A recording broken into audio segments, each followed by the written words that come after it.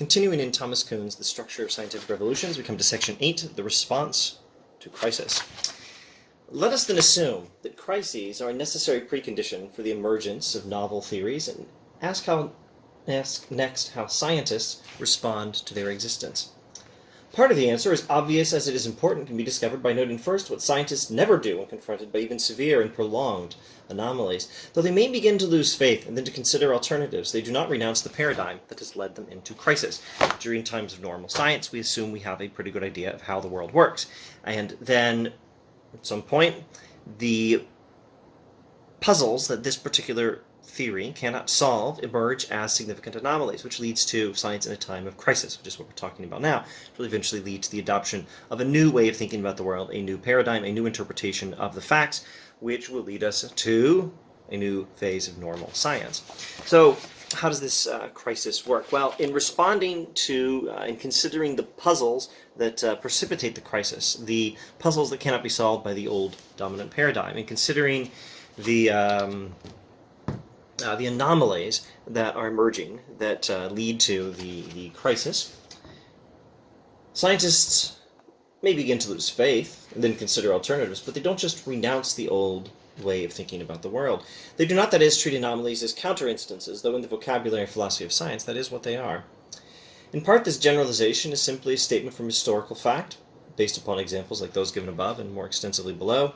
Another hint that if you really want to understand Kuhn, I think it's useful to read the whole book, of course. I always advise reading the whole book, at least as a general rule, in philosophy. But in this case, there are the interesting things he says about how science works, and then there are all the examples he gives, and his chapters are just filled with interesting examples. I can't possibly go over them. I just have to read pretty much the whole book. What's the point? You can read the whole book yourselves, or look for a book on tape, or I don't know, look for someone reading the book on YouTube if that's a thing. But that's not what I do. I read bits and comment on it. Okay, so the examples are important. These hint what our later examination of paradigm rejection will disclose more fully. Once it has achieved the status of paradigm, a scientific theory is declared invalid only if an alternate candidate is available to take its place. At times of crisis, a scientist rarely recognizes these anomalies, these puzzles that the old theory can't solve, as proof that the theory is false. It doesn't normally recognize them as counter-instances, as facts that are inconsistent with his theory, and he doesn't just reject the old theory. You never reject an old theory until you have a new one to take its place. That's just not how scientists work. No process yet disclosed by the historical study of scientific development at all resembles the methodological stereotype of falsification by direct comparison with nature. You don't... Science does not proceed by falsification in a manner popularly thought. Now, don't assume that he's disagreeing with Popper at this point, although I think he will eventually, and hopefully we'll get to it in this series. But the stereotypical way of thinking of science as proceeding by falsification means a scientist has a theory, and a scientist finds some data inconsistent with theory, and bam, the theory's falsified. There is a direct comparison with nature, showing an inconsistency between world and theory, and that's that. The theory is rejected. No, that's not how it works. The scientists don't even consider rejecting the old theory until they have a new one. And they don't interpret that data as inconsistent with the theory. They interpret it as a puzzle they have yet to solve. That's the way it normally works. That remark does not mean that scientists do not reject scientific theories, or that experience and experiment are not essential to the process in which they do so. But it does mean, what will ultimately be a central point, that the act of judgment that leads scientists to reject a previously accepted theory is always based upon more than a comparison of that theory with the world. The decision to reject one paradigm is always simultaneously the decision to accept another. And the judgment leading to that decision involves the comparison of both paradigms with nature and with each other.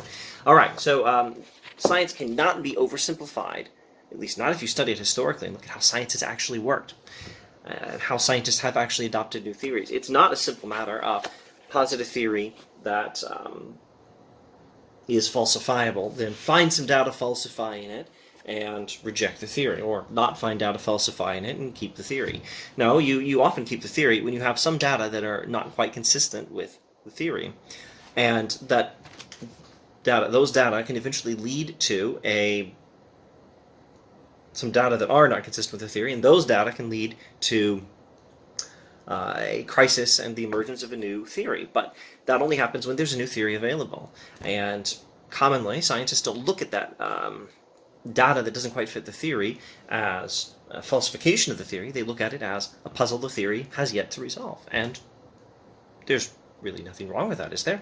A theory is supposed to have a research agenda. A theory is supposed to support a research program. It's normal for a scientific paradigm to inform a research project in which we try to fill in the gaps in our knowledge and apply the theory more thoroughly, elaborate on the theory, make some refinements to the theory perhaps, and figure out how it explains, well, hopefully everything within its scope.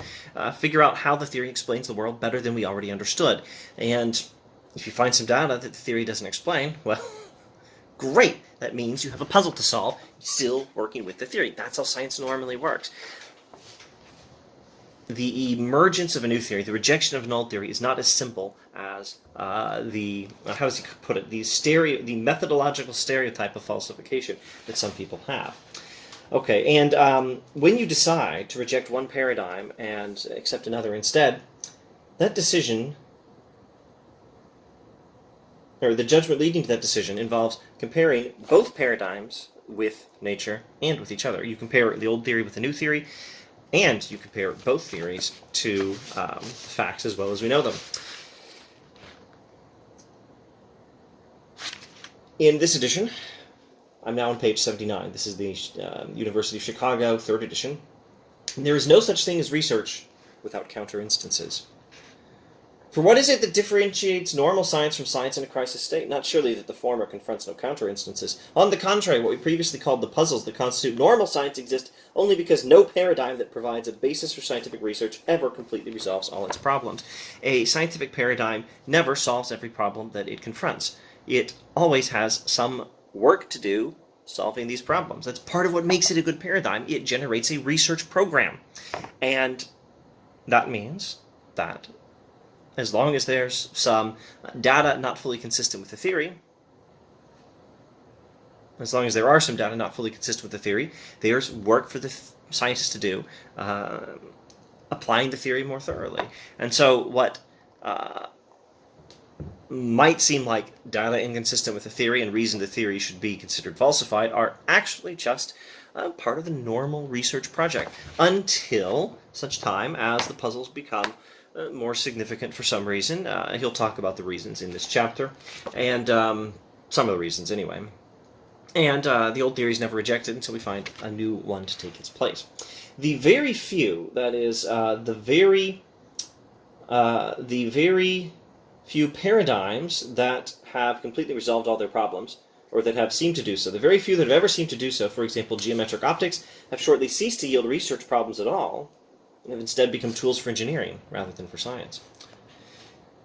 Every problem that normal science sees as a puzzle can be seen from another viewpoint, as a counter-instance, and thus as a source of crisis. Copernicus saw as counter-instances what most of Ptolemy's other successors had seen as puzzles in the match between observation and theory.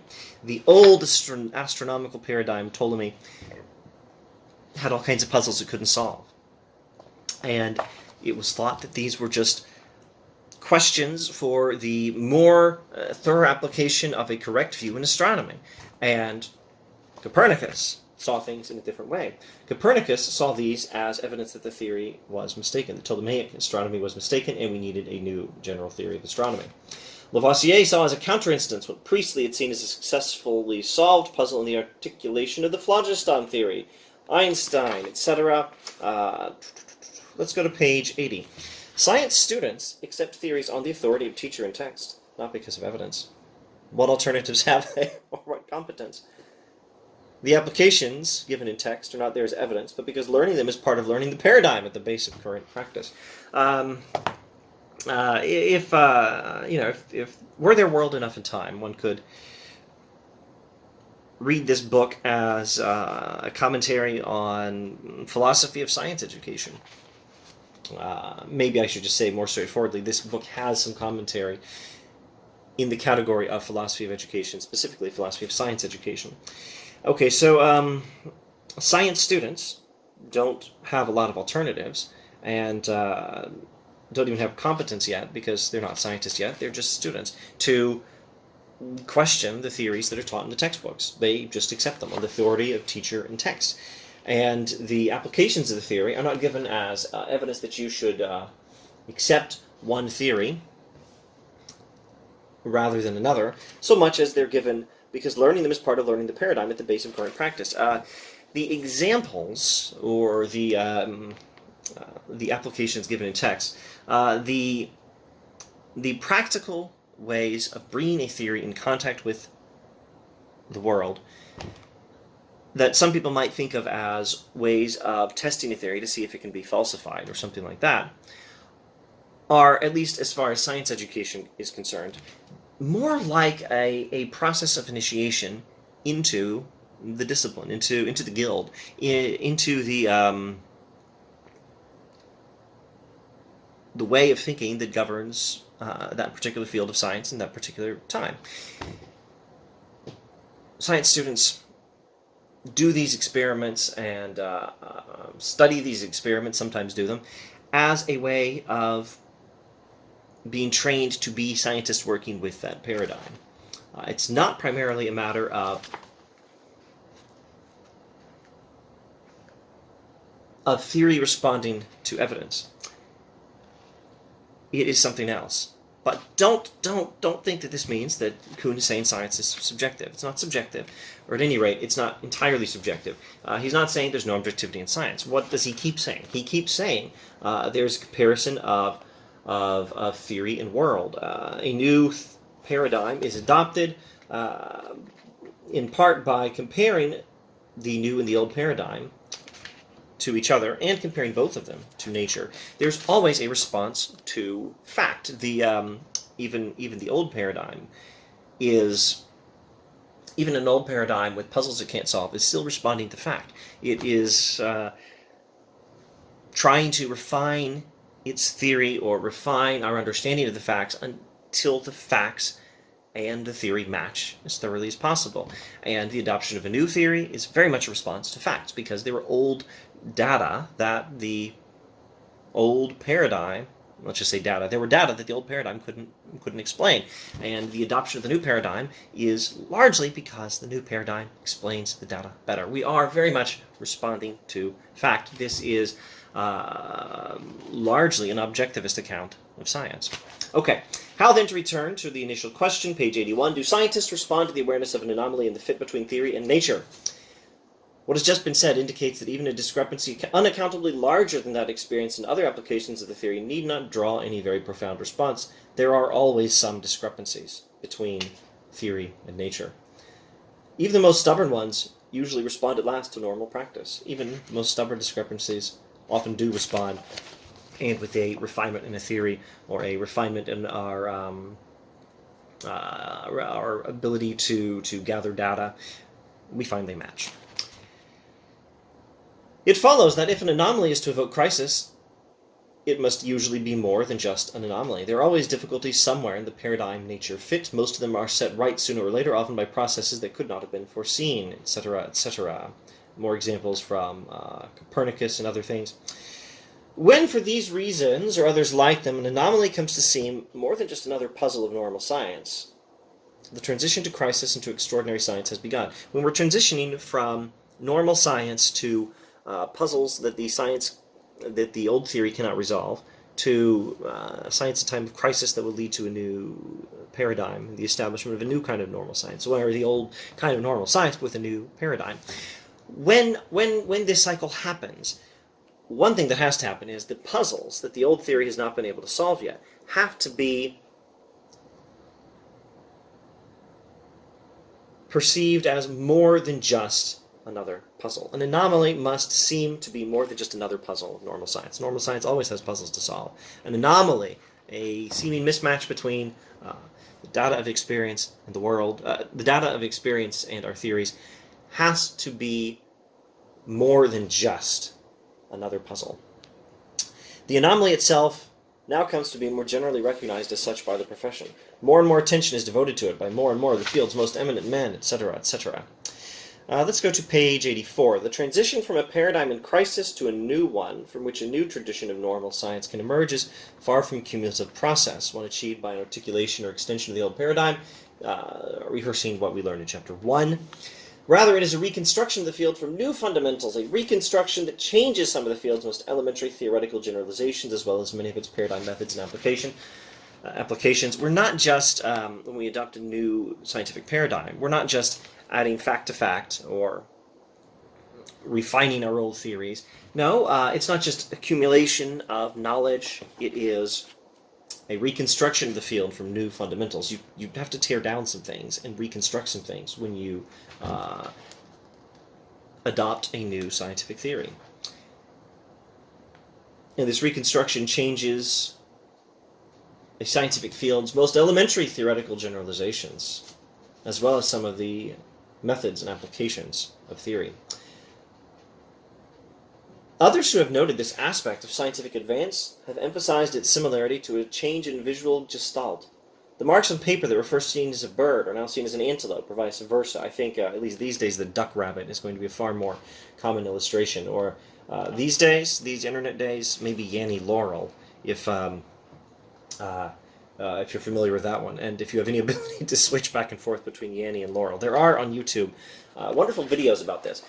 There's one that changes the pitch or something of Yanny and Laurel, and it's very helpful if you start off hearing Yanny and don't hear Laurel, or wonder why anyone would say they're hearing Laurel, or vice versa. There are videos on YouTube where the pitch or the tone, the speed, something has changed, and where you start off unable to hear or even imagine why someone else would hear one thing, you start hearing exactly that thing and stop hearing the old thing after a while. I would imagine some people have the ability to hear both Yanny and Laurel at the same time. Other people have the ability to switch. Some people may have no ability and just have to trust others that they're actually hearing something different, and they wonder if they're being gaslit. Well, if you wonder if you're being gaslit, try those videos that change the speed or the tone or the pitch. I don't remember what they changed. They changed something to make it easier to switch from hearing Yanny to Laurel, or vice versa. So this sort of change in visual gestalt for a duck rabbit illustration, or hearing gestalt for Yanny Laurel, this sort of change is sometimes what a change in scientific theory has been compared to. That parallel can be misleading. Scientists do not see something as something else. Instead, they simply see it. We've already examined some of the problems created by saying that Priestley saw oxygen as dephlogisticated air. I don't know that backstory in history of science well enough.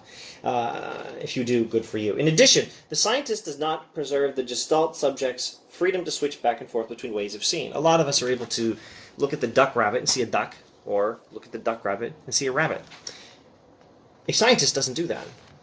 The switch of gestalt, nevertheless, particularly because it is today so familiar, is a useful elementary prototype for what occurs in full-scale paradigm shift. So the duck rabbit or the Yanny Laurel thing is a useful basic way of thinking about how something like a paradigm shift in science can happen. It's not exactly the same thing. A scientist doesn't see something as something, he just sees something, and the scientist doesn't normally have the freedom to switch back and forth between thinking in one paradigm and thinking in another, like perhaps you can when you look at the duck rabbit, switch back and forth between seeing rabbit and seeing duck. But it's a good illustration of the sort of thing that happens. It's a shift in perception. A paradigm shift is a shift in how we see the world. It's a paradigm shift. It's not merely a change from one thought to a change from having one thought to having another. It is a change in paradigm, a change in how we see the world. Page 88, it is, I think, particularly in periods of acknowledged crisis that scientists have turned to philosophical analysis as a device for locking the riddles of their field. This is a passage where he goes over some of those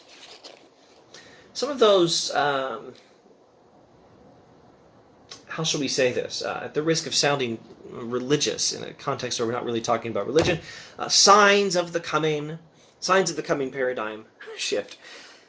One of the signs of the coming paradigm shift is scientists sometimes dabble in philosophy to try to figure things out. Another sign is that we've had a lot of different versions of the old paradigm recently articulated, etc., etc. Almost always, now on page 90, almost always the men who achieve these fundamental inventions of a new paradigm have been either very young or very new to the field whose paradigm they change. An older scientist tends to be set in his ways and can't shift to the new paradigm very easily. Younger people have an easier time with this. Now, at the end of chapter 8, we read this. The proliferation of competing articulations, the willingness to try anything, the expression of explicit discontent, the recourse to philosophy, and to debate over fundamentals, all these are symptoms of a transition from normal to extraordinary research. Signs of the coming paradigm change. Symptoms of a transition from normal to extraordinary research, from normal science to science in times of crisis. Signs of this include proliferation of competing articulations, lots of versions of the old paradigm being articulated. A willingness to try anything to make sense of the situation. An expression of explicit discontentment. And recourse to philosophy to try to figure things out. These are symptoms of science in times of crisis. And it is upon their existence more than upon that of revolutions that the notion of normal science depends. Final sentence of chapter 8. Now, I was going to explain that last sentence, but now I'm realizing the more important thing is to go back to the first sentence of the last paragraph. Now back to page 90. Let's look at this last paragraph more carefully. The resulting transition to a new paradigm is scientific revolution, a subject that we are at long last prepared to approach directly. Note first, however, one last and apparently elusive respect in which the material of the last 3 sections has prepared the way, till section 6, or chapter 6 as I keep calling them, where the concept of anomaly was first introduced. The terms revolution and extraordinary science may have seemed equivalent. More important, neither term may have seemed to mean more than non-normal science, a circularity that will have bothered at least a few readers. In practice, it need not have done so. We are about to discover that a similar circularity is characteristic of scientific theories. Bothersome or not, however, that circularity is no longer unqualified. This section of the essay and the two preceding have educed numerous criteria of a breakdown in normal scientific activity, criteria that do not at all depend upon whether breakdown is succeeded by revolution. Confronted with anomaly or with crisis, scientists take a different attitude toward existing paradigms, and the nature of their research changes accordingly. The proliferation of competing articulations, willingness to try anything, expression of explicit discontent, recourse to philosophy, etc., symptoms of a transition from normal to extraordinary research. Okay, so this will also allow me to explain that last sentence, hopefully. So this last paragraph is explaining some of the concepts and how the concepts relate to each other that he's been talking about. He's been talking about concepts like scientific anomaly, puzzle solving, normal science, anomaly, science in times of crisis, or extraordinary science, scientific revolution, and paradigm. He's been using all these terms, all these concepts, and he realizes that things might be confusing for his readers. So what is the difference between extraordinary science and science at times of revolution? And how do you define these things? Are they just defined as not being normal science? And how do you define normal science? Does it just mean science not at times of scientific revolution? And he's saying, well, now I can clarify this for you. We've talked about enough of these concepts that I can tell you that the idea of normal science does not mean science not at times of revolution. That's the point of the last sentence of this paragraph. The idea of normal science depends on science not having a large proliferation of competing alternatives, recourse to philosophy, willingness to try anything, and expression of explicit discontent. When these numerous criteria of a breakdown in normal scientific activity, when these criteria are not in place, that's when we have normal science. So that's where you get your concept of normal science. If you need a concept of normal science, that's not simply science not at times of crisis or revolution. And if you're worried about how you could define science in times of crisis or revolution other than by distinguishing them from normal science, Kuhn says, here's how you do it. Look at these symptoms of science in times of crisis. proliferation of lots of different articulation of traditional theory, willingness to try anything. Scientists are explicitly saying we're not happy with where our field is now, and they're reverting to philosophy to try to figure things out. All of these things are symptoms of science in times of crisis. If you want to know what normal science is times when we don't have any of those problems. And this helps us to think of normal science without explicitly thinking of revolutions. But anyway, all of this is to... well, no doubt it is to say what has been said, but it is also to prepare us for what is to come next. In Section 9 on the nature and necessity of scientific revolutions, hopefully I'll see a few other philosophy nerds out there in another video dealing with that chapter.